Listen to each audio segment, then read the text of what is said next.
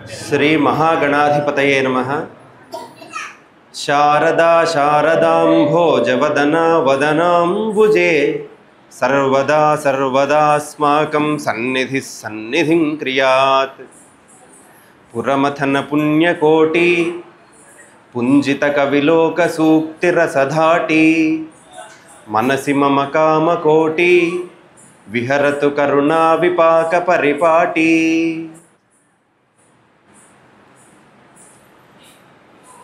अंदरिकी मुंदुगा श्रीरामनवमी शुभाकांक्षलु। जय श्रीराम, जय श्रीराम, जय श्रीराम। मन भाग्यमु कोद्दी శ్రీరామనవమి వేడుక ఏటేటా జరుపుకునే అదృష్టము మానవులకు దక్కినది. ఎందుకంటే భగవంతుడు ఎన్నో అవతారాలలో మనకు దర్శనమిస్తూ ఉన్నాడు. యుగ యుగాలుగా మత్స్య కూర్మ వరాహ వామన నృసింహ పరశురామ రామ కృష్ణ ఇలా అవతారాలన్నీ మనం చూస్తూనే ఉన్నాం సృష్టిలో. అయితే మిగతా అవతారాలకు రాముడికి భేదమేమిటి? ఎందుకు రాముడిని ఇంతగా మనం ప్రాణప్రదంగా ఆరాధిస్తూ ఉన్నాం? మిగతా అవతారాలను పూజించమని కాదు, ఆయన విష్ణుమూర్తే. కానీ రామ అనగానే ఒక్కొక్కరి శరీరము పులకించిపోతుంది. అట్లాంటి పులకింత ఎందుకు కలుగుతూ ఉంది అంటే మిగతా అవతారాలన్నింటిలో కూడా భగవంతుడు తన దివ్యత్వాన్ని చెప్పేశాడు. ఆయన తన దివ్యత్వాన్ని చూపిస్తున్నాడు.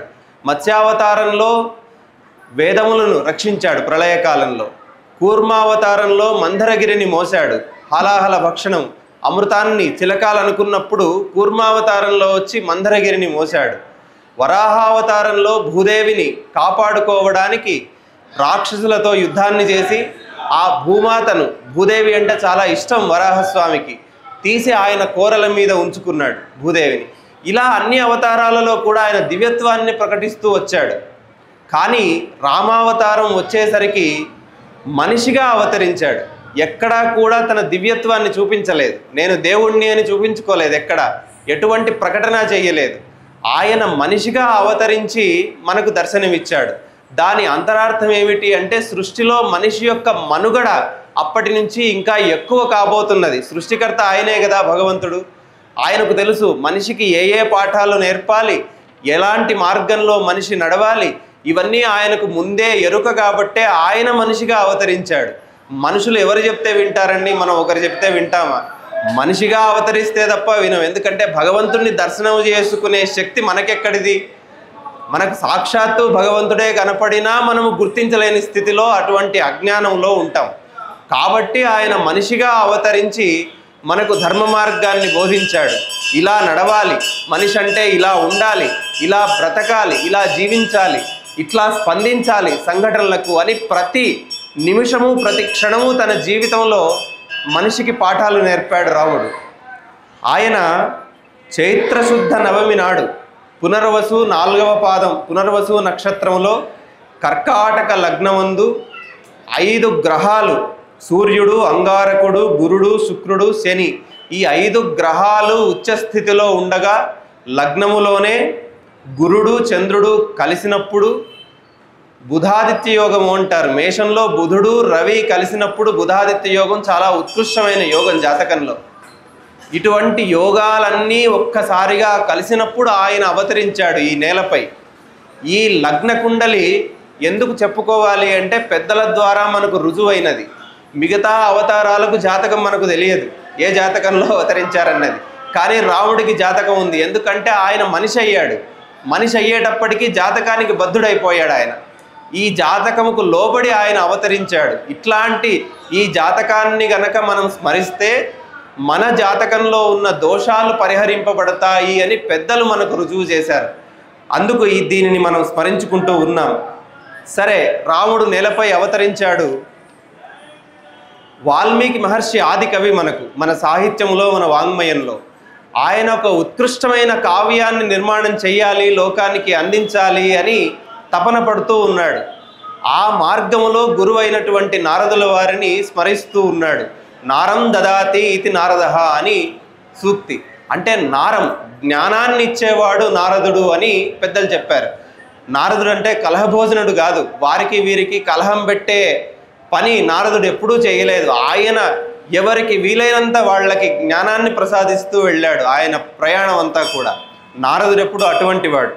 కాబట్టి వాల్మీకి నారదుల వారిని స్మరిస్తూ తపస్వాధ్యాయ నిరతం తపస్వి వాగ్విదాం వరం నారదం పరిపప్రచ్ఛ వాల్మీకిర్ మునిపుంగవం అన్నారు. తపస్వాధ్యాయ నిరతం, ఎప్పుడూ తపస్సులో నిమగ్నమై ఉన్నటువంటి నారదుల వారిని, తపస్వి వాగ్విదాం వరం, వాగ్విదాం వాక్కును ప్రసాదించగల శక్తి కలిగినటువంటి నారదుల వారిని, నారదం పరిపప్రచ్ఛ పరిపరి విధాలుగా ప్రశ్నిస్తూ ఉన్నాడు. నేను ఏ కావ్యం రాయాలి, నా కథానాయకుడు ఎవరు, నేను ఏం చెయ్యాలి అని గురువు గారిని ప్రశ్నిస్తూ ఉన్నాడు. భగవద్గీతలో చెబుతారు, తద్విద్ధి ప్రణిపాతేన పరిప్రశ్నేన సేవయా ఉపదేక్ష్యంతి తే జ్ఞానం జ్ఞానినస్తత్వదర్శిన అంటారు భగవద్గీతలో. తద్విద్ధి, ఆ జ్ఞానాన్ని తెలుసుకో. ఎట్లా? ప్రణిపాతేన, గురువుగారి ముందు సాగిలపడు, సాష్టాంగ నమస్కారం చేయి, ఏం చేస్తావో తెలియదు. ప్రణిపాతేన పరిప్రశ్నేన, పరిపరి విధాల ప్రశ్నించి తెలుసుకో, గురువుగారిని అడుగు. ఈ సమాజములో ప్రశ్నించడము అనే ఒక లక్షణాన్ని నేర్పించిన సంస్కృతే మన సంస్కృతి. ఎవరో కొత్తగా వచ్చి మేము ప్రశ్నిస్తున్నాం అనవలసిన పని లేదు, మన సంస్కృతిలోనే ఉంది ప్రశ్నించడం అన్నది. ఆ ప్రశ్నించడం ఎలా ఉండాలి? అహంకారపూరితం కాకూడదు, తెలుసుకోవడానికి ప్రశ్నించాలి. అవతల ఏ జ్ఞానం ఉందో అది తెలియడానికి ప్రశ్నించాలి. మనకంతా తెలుసని ప్రశ్నిస్తూ ఉన్నారు ఈ కాలంలో, మనం అది చూస్తూ ఉన్నాం. అది ప్రశ్నించడం కాదు. ఎలా ప్రశ్నించాలో కూడా మనకు పెద్దలు చెప్పారు. పరిపరి విధాలా ప్రశ్నించు, సేవయా గురువుగారిని సేవించు. అట్లా ఉపదేక్షంతి తే జ్ఞానం జ్ఞానిన తత్వదర్శిన, జ్ఞానులు తత్వదర్శులు అట్లా జ్ఞానాన్ని పొందుతారు అని భగవద్గీతలో చెప్పారు. అట్లా ఆయన నారదుల వారిని అడిగాడు. అడిగి నేను ఏ కథానాయకుణ్ణి ఈ కావ్యంలో నేను వర్ణించాలి, ఇటువంటి గుణాలు కలిగిన వాడు ఎక్కడున్నాడు అని ఆ గుణాలన్నీ అడుగుతూ ఉన్నాడు వాల్మీకి. కోన్వస్మిన్ సాంప్రతంలోకే గుణవాన్ కశ్చ వీర్యవాన్ ధర్మజ్ఞశ్చ కృతజ్ఞశ్చ సత్యవాక్యో దృఢవ్రతః. సాంప్రతంలోకే గుణవాన్ కశ్చ వీర్యవాన్, గుణవంతుడెవరు, వీర్యవంతుడెవరు, ధర్మజ్ఞశ్చ కృతజ్ఞశ్చ, ధర్మజ్ఞుడెవరు, కృతజ్ఞుడు ఎవరు, సత్యవాక్యో దృఢవ్రతః, ఎప్పుడూ సత్యమునే పలికేవాడు, దృఢవ్రతః, తను ఒక్కసారి సంకల్పం చేసుకున్నాడంటే ఆ సంకల్పానికి నిలబడి నిబద్ధతతో ఉండగలిగిన వాడు ఎవరు, చారిత్రేణ చ కో యుక్తః సర్వభూతేషు కో హితః, విద్వాన్ కః సమర్థశ్చ కశ్చైకర్ ప్రియదర్శనః. చారిత్రేణ, మంచి సదాచారము కలిగిన వాడు ఎవరు, సర్వభూతేషు కో హితః, సర్వభూతములకు అన్ని ప్రాణులకు హితము చేయగలిగిన వాడు ఎవరు, విద్వాంసుడు, సమర్థశ్చ, ఎటువంటి కార్యము చేయడానికైనా సమర్థుడు, ప్రియదర్శన, ఎవరు వచ్చి దర్శనము చేసుకున్నా సంతోషము కలిగించేవాడు, అటువంటి వాడు ప్రియదర్శనుడు.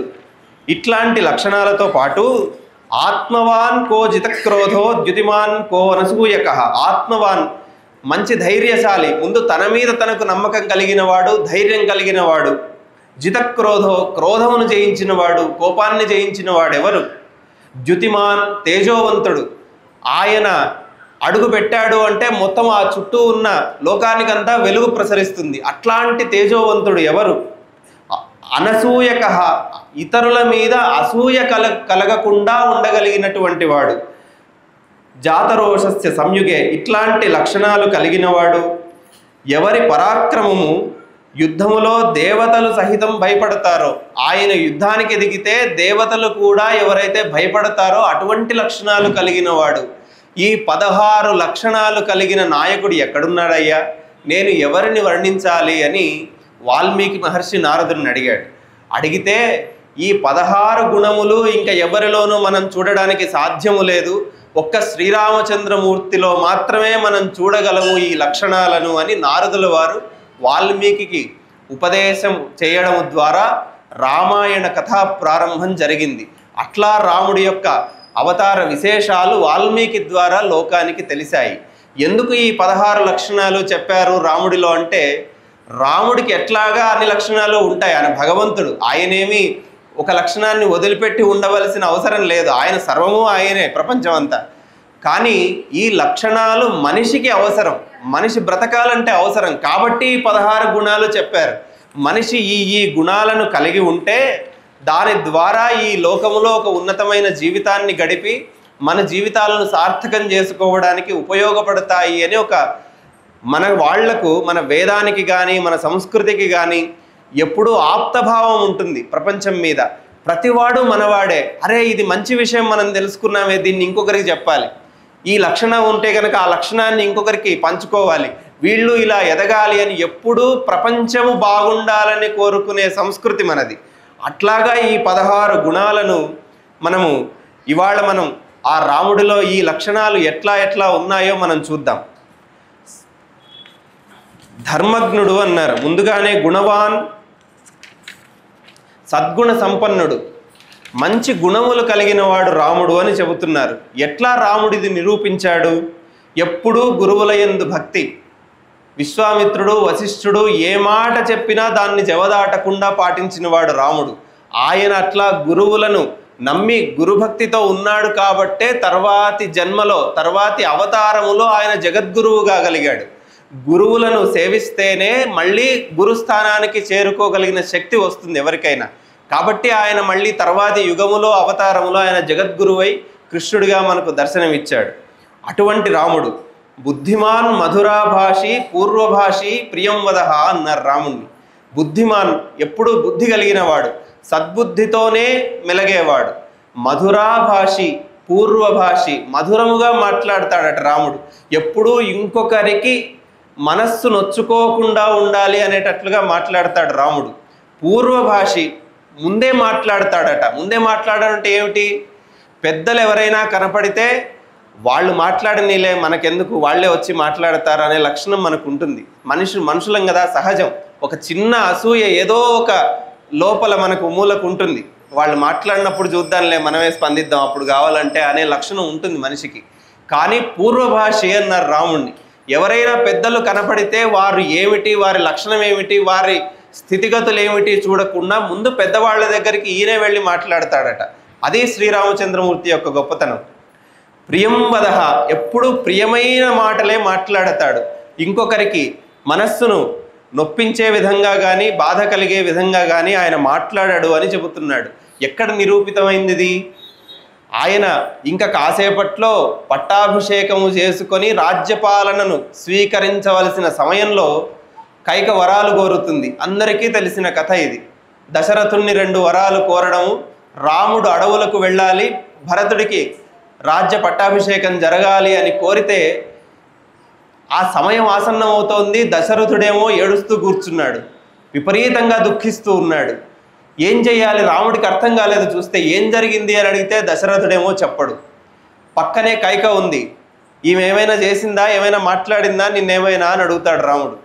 అడిగిన తర్వాత, ఇదిగో నేను ఈ 2 వరాలు కోరాను, దీనివల్ల ఆయన దుఃఖిస్తూ ఉన్నాడు, నువ్వు అడవులకు వెళ్ళవలసి వస్తుంది, భరతుడికి రాజ్య పట్టాభిషేకం జరగాలి అంటే ముందు ఎంత సుమనస్కతతో ఉన్నాడో, సౌమ్యంగా ఉన్నాడో, అది విన్న తర్వాత కూడా అంతే సౌమ్యంగా ఉన్నాడు ఆయన. అది కదా శ్రీరామచంద్రమూర్తి యొక్క గొప్పతనం.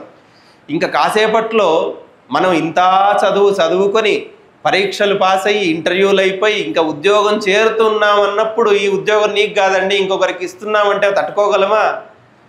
ఎంతో కష్టపడి వచ్చిన మన జీవితం అంతా గుర్తొస్తుంది మనకు.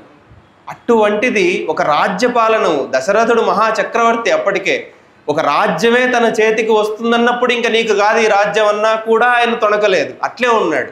అది ఆయన గొప్పతనం. అట్లా ప్రియమైన మాటలే మాట్లాడాడు తప్ప కైక దగ్గర ఏమీ ఆమెను దూషించడం కానీ ఇంకొక మాట అనడం కానీ రాముడు చేయలేదు. అటువంటి మహానుభావుడు. మనం తెలుసుకోవలసిందంటే మనకు సమస్యలు, మనిషికి ప్రతివాడికి ఏదో ఒక సమస్య ఉంటుంది. ఎట్లాంటి సమస్య వచ్చినా తొణకకుండా ఉండగలిగే యోగం రాముడు ప్రసాదించాలని కోరుకోవాలి. దీని ద్వారా మనం వీర్యవంతుడు, పోనీ ఇంత మృదువుగా మాట్లాడుతున్నాడు కదా, వీరుడు కాదా అంటే విశ్వామిత్రుడు ఒక యాగాన్ని సంపూర్ణం చేయడానికి నాకు రాముణ్ణి నా చేత పంపించవయ్యా అని దశరథుడిని అడుగుతాడు. అడిగితే ఈయన పాపం చిన్నపిల్లవాడు రాముడు, ఇంకా అప్పుడే ధనుర్విద్య నేర్చుకొని పాపం ఆడుకుంటూ ఉన్నవాడు. ఈయన ఎందుకు నీకు అని దశరథుడు పంపించాడు, వద్దంటాడు. కానీ విశ్వామిత్రుడు తీసుకెళ్తాడు. వెళితే అక్కడ తాటక అన్న రాక్షసి ఆయన చేస్తున్న తలపెట్టిన యాగాన్ని చెడగొట్టాలని, దాన్ని జరగకుండా చూడాలని ప్రయత్నం చేస్తుంటే ఆ తాటకను సంహరించిన వాడు రాముడు. అది ఆయన వీరత్వం. రాక్షస సంహారం చేయగలిగిన మహానుభావుడైన మృదువుగా మాట్లాడడం అన్నది ఆయన లక్షణం. సరే, జనక మహారాజు దగ్గరికి తీసుకువెళ్ళారు. వెళితే అక్కడ ఒక శివధనుస్సు ఉంది. ఎవరైతే ఈ శివధనుస్సును విరచగలరో వారికి నా కూతురు సీతనిచ్చి పెళ్లి చేస్తాను అని ఆయన ఒక నియమం పెట్టుకున్నాడు. స్వయంవరం అన్నది మనకు తర్వాత కాలంలో ఆనవాయితీగా వినపడుతుంది, కానీ స్వయంవరం జరగలేదు. ఆ ధనుస్సును ఎవరైతే విరచగలరో వాళ్లే వీరులు అని నమ్మగలడు జనకుడు. అట్లా ఎవరైతే చేస్తారో వారికి నా కూతురునిచ్చి పెళ్లి చేస్తాను అని అన్నాడు. కాబట్టి రాముడు వెళ్ళి ఒక్క ఉదుటన ఇట్లా చేతిలో ఎత్తి పట్టుకునేసరికి, వింటినారిని సవరించేసరికి మొత్తం శివధనుస్సు విరిగిపోయింది. శివధనుస్సును విరవగల శక్తి ఎవరికి ఉంటుంది? శివుడికి గాక. ఆయనది మాత్రమే ఆ శక్తి. కాబట్టి రాముడు శివుడు వేరు కాదు, ఇద్దరూ ఒకటే అన్న సూక్ష్మాన్ని కూడా మనం దాని ద్వారా గ్రహించాలి. శ్రీకంఠ చాపఖండన పాకారి ప్రముఖ వినుత భండన విలసత్కాకుత్సవంశమండన రాకేందు యశో విశాల రామ నృపాల అని కీర్తించారు పోతన గారు భాగవతంలో. శ్రీకంఠ చాప ఖండన, శ్రీకంఠుడు అంటే శివుడు గరళాన్ని కంఠములో నిలుపుకున్నవాడు, ఆ శివుడి యొక్క విల్లును ఖండించినవాడు. పాకారి ప్రముఖ వినుత భండన, పాకాసురుడు అనే రాక్షసుని సంహరించిన వాడు ఇంద్రుడు. ఆ ఇంద్రాదుల చేత కీర్తింపబడినటువంటి వాడు. విలసత్ కాకుత్స వంశమండన, కాకుత్స వంశములో అలంకారప్రాయముగా వెలుగొందుతున్నవాడు. రాకేందు యశో విశాల, చంద్రుని వెన్నెలలాగా ప్రకాశిస్తున్నటువంటి శ్రీరామచంద్రమూర్తిని పోతన గారు స్మరించారు. ఇక ధర్మజ్ఞుడు అన్నాడు. ధర్మజ్ఞుడు అనే లక్షణాన్ని మనం రాముల్లో చూడాలి. రామో విగ్రహవాన్ ధర్మ అన్నది అందరికీ తెలిసిన సూక్తి. ఒక ధర్మానికి పోతపోసిన విగ్రహం ఎవరయ్యా అంటే శ్రీరామచంద్రుడు. ఇంకా వేరొక్కరు మాట్లాడడానికి లేదు. అంత ధర్మస్వరూపము, ఆయన స్వరూపమే ధర్మము. మనకు ఆధునిక కాలంలో ఫిజిక్స్లో, భౌతిక శాస్త్రంలో యారో ఆఫ్ టైం అని ఒక కాన్సెప్ట్ ఉంటుంది. అంటే బాణము ఒకసారి వెళితే ఇంక అది వెనక్కి తిరిగి రాదు. ఇట్లా ధనుస్సును సవరిస్తే బాణం ముందుకే వెళుతుంది తప్ప మళ్ళీ వెనక్కి తిరిగి వచ్చే అవకాశం లేదు. ఆ శక్తిని, ఆ మొత్తం కాన్సెప్ట్ని యారో ఆఫ్ టైం అంటారు ఫిజిక్స్లో. ఈ సృష్టిలో గమనిస్తే మొత్తం అదే ఉంటుంది. ఒక విత్తనం నాటండి, చెట్టు కింది నుంచి పైకి మొలుస్తుంది. ఏ చెట్టు లోపలికి వెళ్ళడం అన్నది చూడం మనం. ఏదో కందమూలాలు కలిగినటువంటి చెట్లు లోపలికి కొద్దిగా దిగుతాయి తప్ప చెట్టే భూమిలోకి వెళ్ళే దృశ్యం మనం ఎప్పుడూ చూడం. చెట్టు ఎప్పుడు పైకే వెళుతుంది. వర్షం కురిసినప్పుడు ఎప్పుడు కిందికే కురుస్తుంది. మేఘాలన్నీ కలిసినప్పుడు వర్షం అక్కడి నుంచి పైకి వెళ్ళే అవకాశమే లేదు, అది కిందికే కురవాలి. మన జీవితంలో బాల్యము, కౌమారము, యవ్వనము, వృద్ధాప్యము, ఇలా ఒక్కొక్క దశ దాటుకుంటూ వెళతాం మనం. ఇది ఇలాగే ఉంటుంది. పుట్టగానే వృద్ధుడయ్యాడండి, మెల్లమెల్లగా బాలుడవుతున్నాడనే అవకాశం ఉందా మనిషి జీవితంలో? అది లేదు. కాబట్టి సృష్టిలో ఏది చూసినా కూడా ఒక నియమబద్ధంగా ఒక్కసారి ముందుకు వెళితే మళ్ళీ వెనక్కు తిరిగే అవకాశం లేదు సృష్టిలో దేనిలోనూ. అటువంటి ధర్మాలన్నింటికీ సంకేతము బాణం. ఒక్కసారి వదిలితే అది ఇంకా వెళ్ళడమే తప్ప మళ్ళీ వెనుదిరిగి రావడం అన్నది ఉండదు. ఏదో మంత్రవిద్యతో మళ్ళీ వెనుదిరిగి వస్తే సరే, కానీ దాని లక్షణం ముందుకు వెళ్ళడమే బాణం. అది వెనక్కి తిరిగి వచ్చే అవకాశం లేదు. ఏ ధనుస్సు నుంచి వెనక్కి వెళ్ళదు బాణం.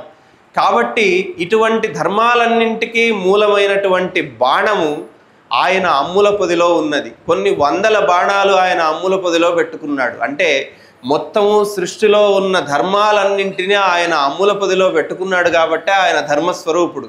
రామో విగ్రహవాన్ ధర్మ, సృష్టిలో ఏ ధర్మమన్నా ఉండని గాక అందులో రాముడు ఉన్నాడు. ఈ భారతదేశంలో మనకు సనాతన ధర్మం ఎప్పటి నుంచో ఉన్నది. ఇది వేదకాలము నుంచి, సృష్టి ఆరంభం నుంచి ఈ ధర్మం కొనసాగుతూ ఉన్నది. ఈ ధర్మము రాముడి యొక్క స్వరూపము. భారతదేశము సీతాదేవి మన భారతదేశము. భారతీయ ధర్మమే రామచంద్రమూర్తి. అందుకే ఈ రెండింటినీ ఎప్పటికీ విడదీయడానికి వీల్లేదు. ఎవరి తరమూ కాదు. భారతదేశాన్ని, భారతీయ ధర్మాన్ని విడదీయలేనటువంటి అవినాభావ సంబంధమే ఉన్నది. ఒకవేళ విడదీయాలని చూసినా ఎవరు చేయగలరు? బయట నుంచి వచ్చిన రాక్షసులు చేయగలరు. ఆ బయట నుంచి వచ్చిన రాక్షసులు చేసినా అది కొంతకాలం మాత్రమే ఆ ప్రభావం కనపడుతుంది. మళ్ళీ ఈ ధర్మము దేశము ఎప్పుడు నిత్య దంపతులు అలా కలిసి ఉంటారు. కాబట్టి ఈ భారతదేశంలో సీతారాములు అనగానే మనుషులు పులకించిపోతారు.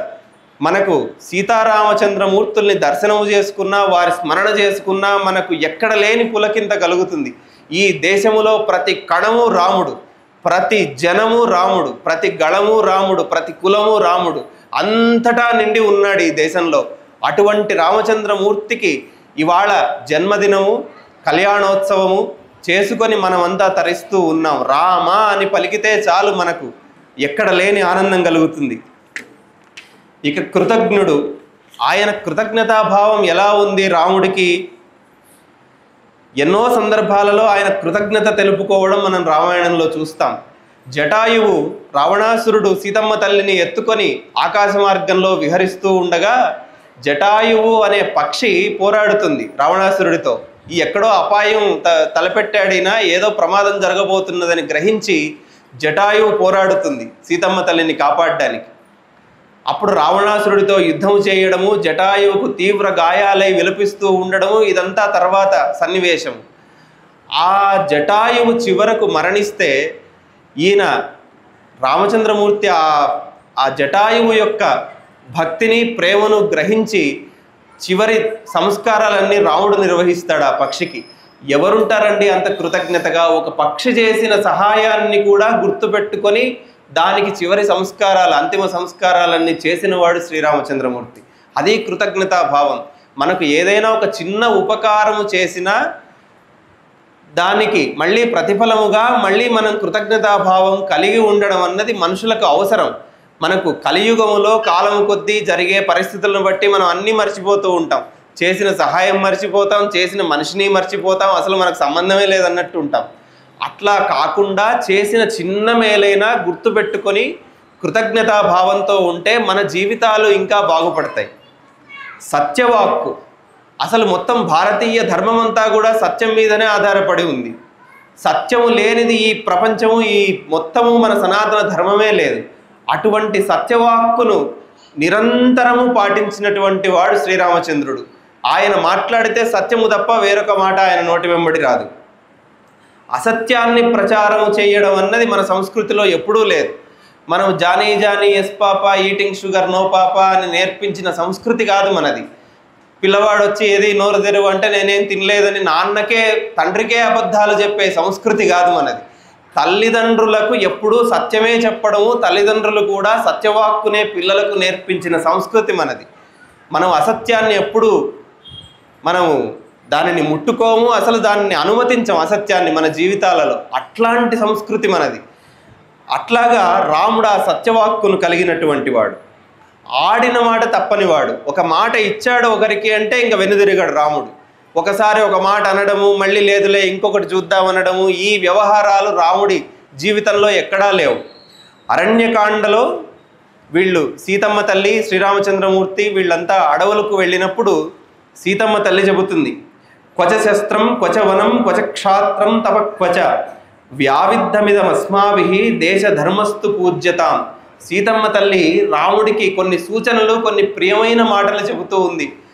ఓ రామా, మనం అడవులకు వెళుతున్నాం కదా, నువ్వేమో ఆయుధాలు పట్టుకొని వెళుతూ ఉన్నావు, అక్కడేమో జంతువులు అవి ఇవి ఉంటాయి. నీ క్షాత్రధర్మం ఎన్ని మాట్లాడినా రాజు కదా చక్రవర్తి అప్పటికి, ఆ క్షాత్ర ధర్మాన్ని గుర్తు తెచ్చుకొని మళ్ళీ దానిని సంహరిస్తావు నువ్వు.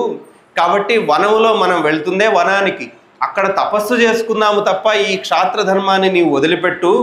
క్వచశస్త్రం క్వచవనం, ఈ ఆయుధాలు ఏమిటి, ఈ అడవేమిటి? క్వచక్షాత్రం తప క్వచ, నీ క్షాత్రధర్మం ఏమిటి, ఈ తపస్సు ఏమిటి? ఎక్కడ పొంతన కనపడడం లేదు. ఈ రెండిటికి కుదిరే వ్యవహారం కాదు. చేస్తే తపస్సు చేసుకోవాలి, లేదా క్షాత్రధర్మాన్ని పాటించాలి. రెండూ ఉండడం అన్నది కుదిరే వ్యవహారం కాదు. కాబట్టి ఓ రామా, ఇట్లాంటి ఆయుధాలన్నీ నువ్వు పక్కన పెట్టు అని రాముడికి ధర్మబోధ చేస్తూ ఉంది. ధర్మాదర్థ ప్రభవతి ధర్మాత్ ప్రభవతే సుఖం ధర్మేణ లభతే సర్వం ధర్మసారమిదం జగత్ అని సీతమ్మ తల్లి రాముడికి బోధిస్తూ ఉంది.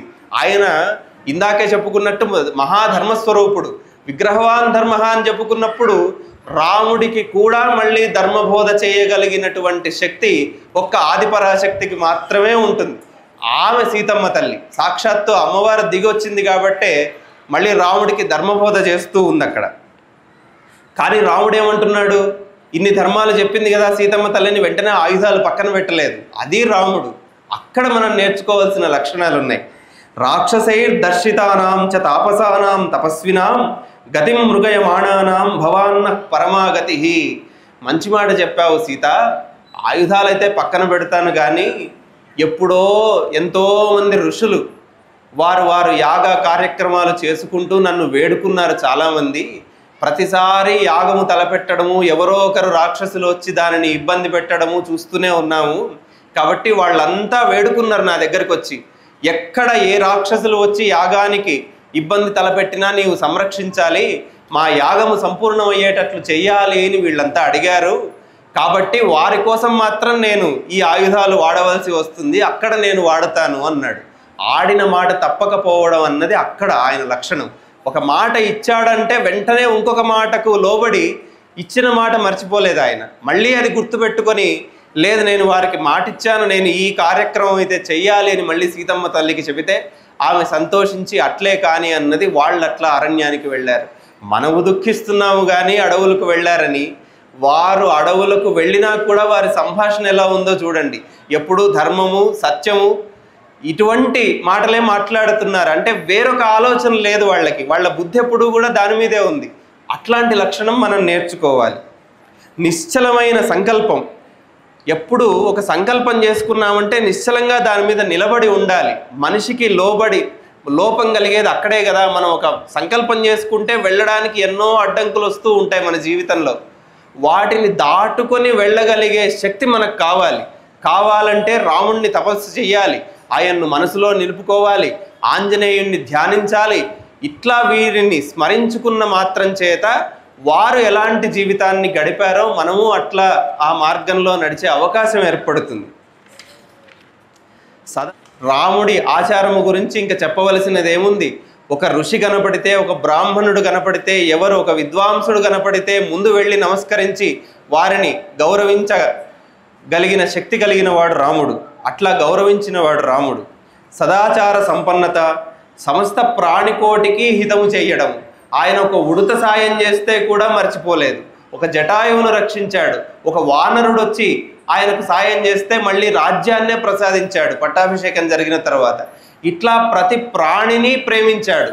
ఎవ్వరినీ ఏ మాట అనకుండా ఒక్క రాక్షస శక్తిని మాత్రం సంహరించాడు. మిగతా అన్నింటినీ ప్రేమించాడు. అది రాముడి యొక్క తత్వం.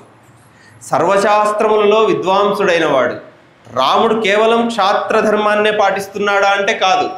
ఆయన బాల్య దశలో ఉన్నప్పుడే మొత్తం సమస్త శాస్త్రాలన్నీ నేర్చుకున్నాడు వశిష్ఠుడి ద్వారా, విశ్వామిత్రుడి ద్వారా. వేదవేద్యే పరే పుంసి జాతే దశరథాత్మజే వేద ప్రాచేతసా దాసి సాక్షాత్ రామాయణాత్మన అన్నారు. వేదవేద్యుడు, వేదముల ద్వారా కీర్తించబడినటువంటి విష్ణుమూర్తే సాక్షాత్తుగా శ్రీరామచంద్రమూర్తి అయి నేలలోకి దిగాడు. కాబట్టి ఆయనకు తెలియని విద్య ఉంది. సమస్త విద్యలు ఆయనవే. ఆయన అంత గొప్ప విద్వాంసుడు. అన్ని కార్యములను సమర్థంగా నిర్వహించగలగడం. మల్టీ టాస్కింగ్ అంటూ ఉంటాం ఇవాళ మనం ఒక 2-3 పనులు చేసేసరికి మనకు చాలా ఎక్కువ చేస్తున్నామనే అలసట కలుగుతుంది. మనిషికి సహజం, శక్తి క్షీణిస్తుంది కలియుగం కాబట్టి. కానీ ఆయన ఎన్నో కార్యక్రమాలను సమర్థంగా నిర్వహించగలిగినటువంటి శక్తి శ్రీరామచంద్రమూర్తిది. ఒకే క్షణములో, ఏకకాలములో ప్రపంచాన్నంతా చూడగలిగినటువంటి శక్తి ఆయనది. సందర్శన భాగ్యము చేత ప్రియదర్శన అన్నారు. ఆయన దర్శించుకుంటే చాలు ఆనందం కలుగుతుంది. రామ అంటే చాలా ఆనందం కలుగుతుంది. ఎక్కడ రాముడి విగ్రహం చూడండి, ఆయన్ను చూసినంత మాత్రం చేత ఒక నిర్మలమైన ఆనందం మనకు కలిగి ఆయన మన జీవితాలను ముందుకు నడుపుతాడు. అటువంటి రామచంద్రమూర్తి ధైర్యశాలి అన్నారు. ఆయన ధైర్యం చెప్పవలసిన పనే ఉంది. ఒక సన్నివేశంలో వాలిని చెట్టుచాటు నుంచి సంహరించాడు అన్నది పెద్ద ఆపేక్ష చాలామందికి. ఇంత శ్రీరామచంద్రమూర్తి కదా, చెట్టుచాటు నుంచి ఎందుకు చంపాలి అన్నది. ఇదే శ్రీరామచంద్రమూర్తి తాటకను సంహరించాడు, కబంధుణ్ణి సంహరించాడు. అసలు 10 తలలున్న రావణాసురుణ్ణే ఒక్క బ్రహ్మాస్త్రం వేసి సంహరించాడు. ఇన్ని లక్షణాలు ఆయనలో చూస్తున్నప్పుడు ఒకరిని చెట్టుచాటు నుంచి చంపడం పెద్ద విద్య కాదు ఆయనకు. అది జరిగినంత మాత్రం చేత ఆయనకు శక్తి లేదనుకోవడం, ఆయన అధర్మాన్ని పాటించాడనుకోవడం మన మూర్ఖత్వం. ఆయన ఎవరిని ఎట్లా సంహరించదలిచాడో అట్లా సంహరిస్తాడు. ఆయన శ్రీరాముడు.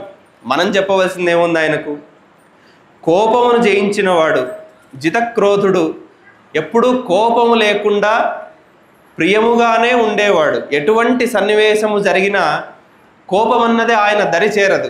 ఎటువంటి సందర్భంలోనూ ఆయన కోపాన్ని చూపించలేదు. ఇలాంటి లక్షణాలు కలిగిన వాడు శ్రీరామచంద్రుడు. తేజోవంతుడు, అసూయ లేనివాడు, ఇవన్నీ మనం చెప్పుకుంటున్నాం. ఇట్లా 16 గుణములను ఆయన పాటిస్తూ ఆయన జీవితం అంతా కష్టాలు పడి ప్రతి క్షణము ఆయన జీవితాన్ని పాఠంగా నేర్పించిన వాడు శ్రీరాముడు. ఇవాళకి మనం రాముడిని ఎందుకు దేవుడిగా ఆరాధిస్తున్నాం? మరి అంత కష్టాలు పడ్డాడు మన కోసం. ఏముంది, ఒక్క మాట, నేను కైక వరాలు అడిగితే అడిగింది కానీ నాకు మాట ఇచ్చావు కదా, నాకు పట్టాభిషేకం చేయాలని, నాకు ఇవ్వాల్సిందే రాజ్యం అని అడిగితే దశరథుడు ఇచ్చేవాడు ఒక్క మాట. ఒక్క క్షణం చాలు కదా. అప్పటికే దశరథుడు చాలా కుమిలిపోతున్నాడు. ఈ వరాల సంగతి పక్కన పెట్టు రామా, నువ్వు పట్టాభిషేకం చేస్తాను నీకు అంటున్నాడు దశరథుడు. కానీ అడగలేదు రాముడు. ఒక్క క్షణం కూడా ఆలోచించకుండా, సరే మీరు వరం ఇచ్చారు, అయిపోయింది, నేను వెళ్ళిపోతాను అడవులకు అన్నాడు. అటువంటి సంకల్పం కలిగిన వాడు రాముడు. అందుకు కదా దేవుడు అయ్యాడు.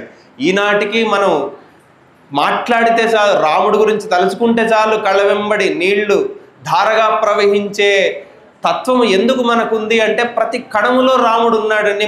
మన శరీరములో ఏ నరము ముట్టుకున్నా, ఏ కణం ముట్టుకున్నా రాముడే స్పందిస్తాడు. అట్లా యుగాలుగా మనకు శక్తిని ప్రసాదిస్తూ ఉన్నాడు, ధర్మాన్ని ప్రసాదిస్తూ ఉన్నాడు. అటువంటి వాడు రాముడు.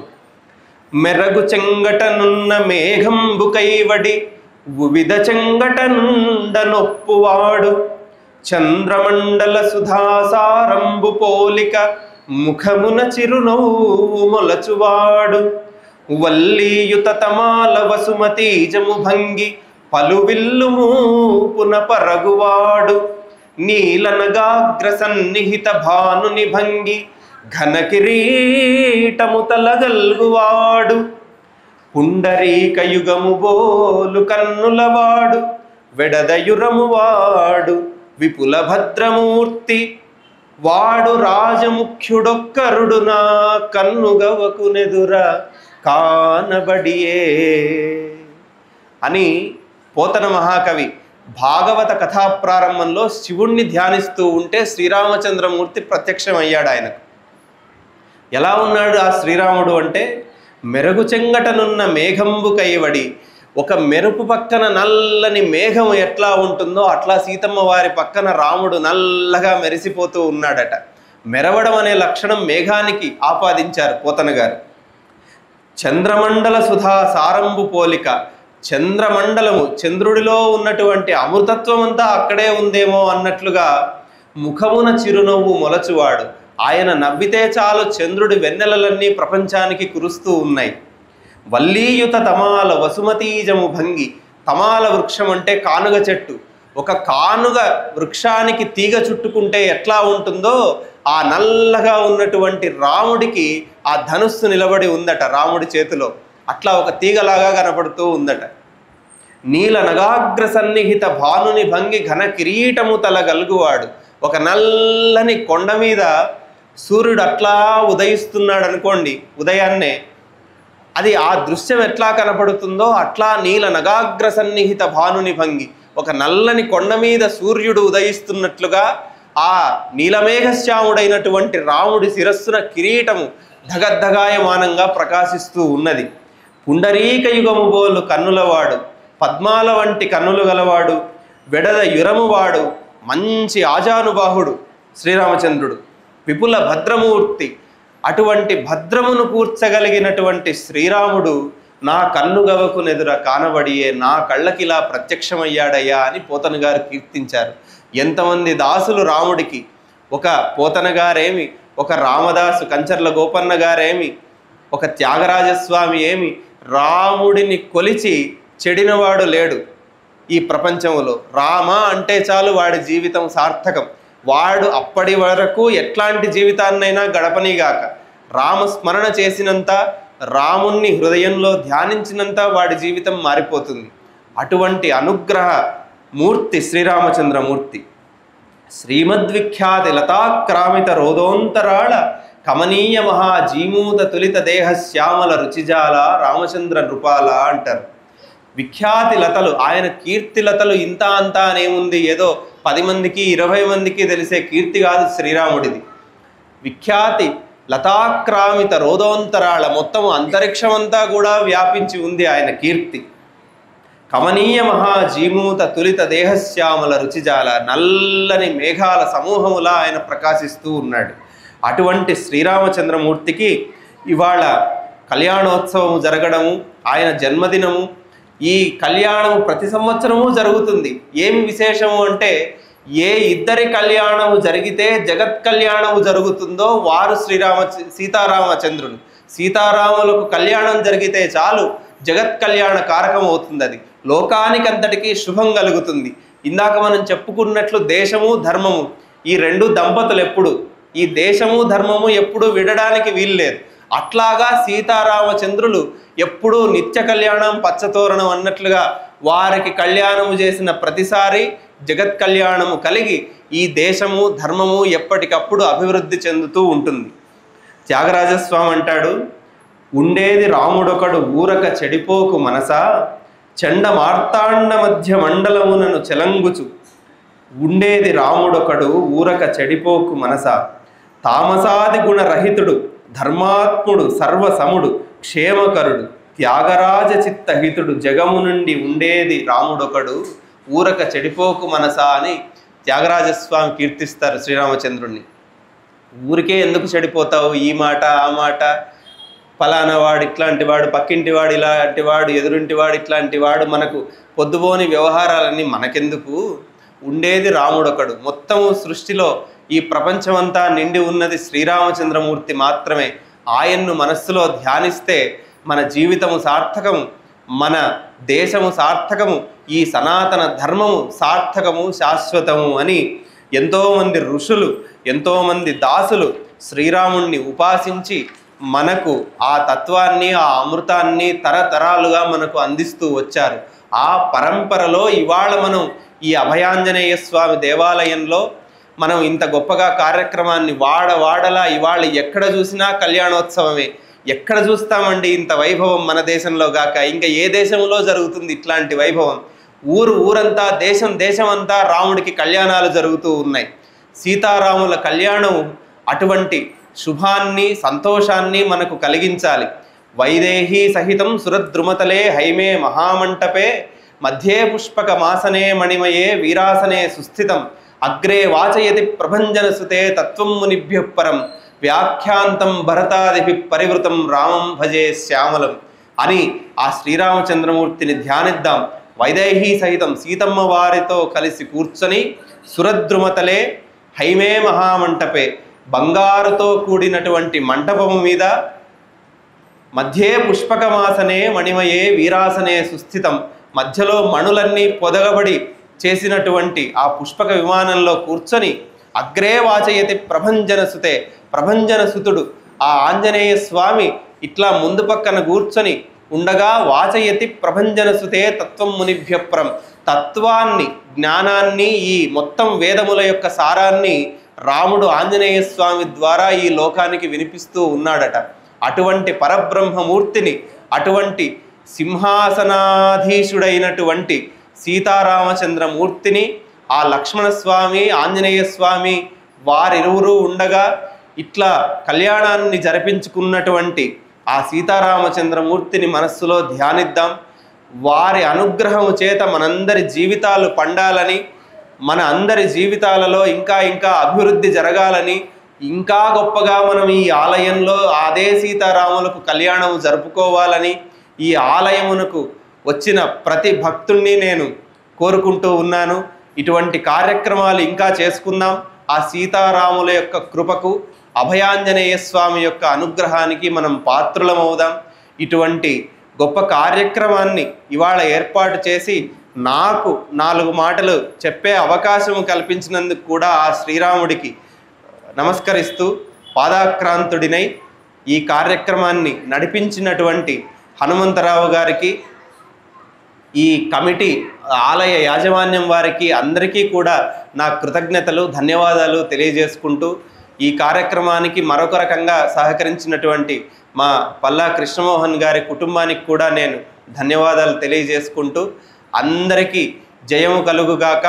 జై శ్రీరామ్, జై శ్రీరామ్, జై శ్రీరామ్. శ్రీరామ రామ రామేతి రమే రామే మనోరమే సహస్రనామ తత్తుల్యం రామనామవరాననే. శ్రీరామ రామ రామేతి రమే రామే మనోరమే సహస్రనామ తత్తుల్యం రామనామవరాననే. శ్రీరామ రామ రామేతి రమే రామే మనోరమే సహస్రనామ తత్తుల్యం రామనామవరాననే. స్వస్తి.